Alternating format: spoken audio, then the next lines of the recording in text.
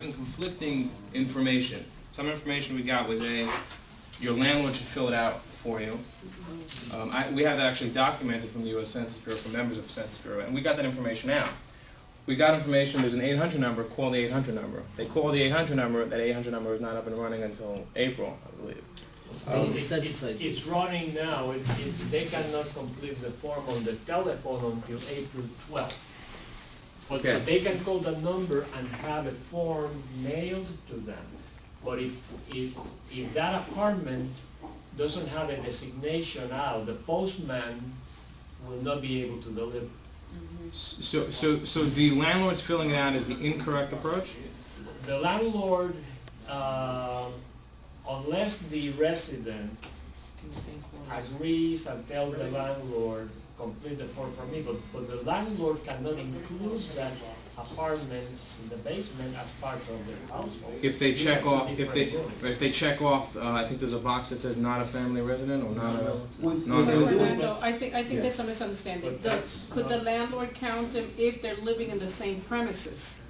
If, let's suppose the landlord lives upstairs and they're renting a spot of their house to that person in the same premises, could they add up? If the apartment where this other family lives has direct access, independent access, they have eating facilities, they eat and sleep separately, that's a different unit. It cannot be lumped together with the larger unit. So who would I contact to get another 1,500 applications? Eddie will be Fantastic. And if the U.S. Census Bureau receives two forms from the same address, because again we have residents upstairs, residents downstairs, there was some information that we received that the Census Bureau, I guess, barcodes the addresses, and they would receive two from the same address. Is that a concern? What happened, people were calling in, just to caveat on him, they were calling, let's say the upstairs person received his, so he's thinking, you know what, I'll call up, I didn't receive mine, now I got two, and I'll give one to the downstairs people. Now the question is, when the Census Bureau gets two at the same address, will they discard one? They will have to come and visit and rectify and find out which is the correct one. And you don't want that. Well, they'll both be correct, they'll both, because we have two, we have upstairs there. But the addresses are different. Same address. Same address. Same address. That's what's unique. We have That's the unique. scenario here. Right, we have a unique situation here. Yeah, because we have one address with two apartments. But these are two separate living quarters. It's one house with separate living space. Yeah. These are whether they have been addressed correctly or not, whether it's 101 and 101A or not. These are two different units. Okay. And they should be counted Separately. But will the Census Bureau discard? Because remember, this is a census of population and housing. So there are many formulas and decisions that are based not just on population, So you also need to have the number of housing units. So the question would be, let's say the Census Bureau got a family of 6 living at 101 Hobday Lane, and they got a family of 8, again, 101 Hobday Lane, and now would the census say, hey, we have 2, we'll discard 1, or will they look No, at? we will have to come back there and then And put apartment A or B on it. then count both. Yeah. And then count both. we're not going to, I can assure you, we're not going to discard anything.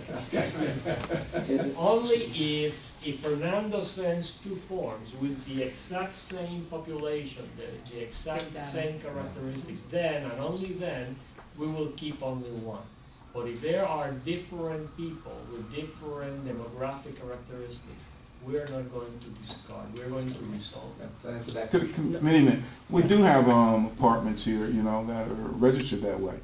So, you know, it's just that some of them might say, you know, same address, Right. but it'll say A and B. That's great, that's perfect. You know, and so, I mean, maybe they just need to put an A and B on there. Or we need to do that anyway, Right. whether it's, you know. Which is true. That's one more reason why I was suggesting earlier that the best thing is for people to go and pick their own form at the questionnaire assistance center, because they know if they were counted in the form of the landlord or not, they know how to distinguish their particular unit You're right.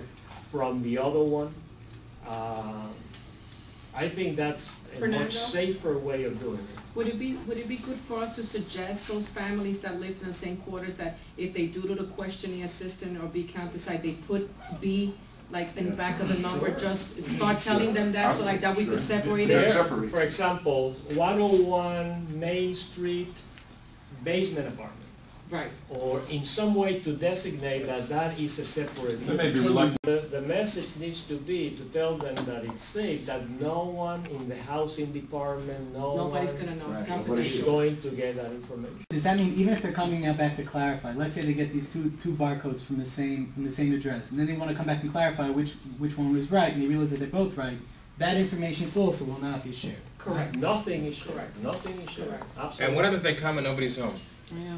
Then we will come so many times. Yes. How many times will they come? I mean, 5 or 6 times. There at are different there are times during the day that just Then they will come at night. At They night, will come on the yes. weekend.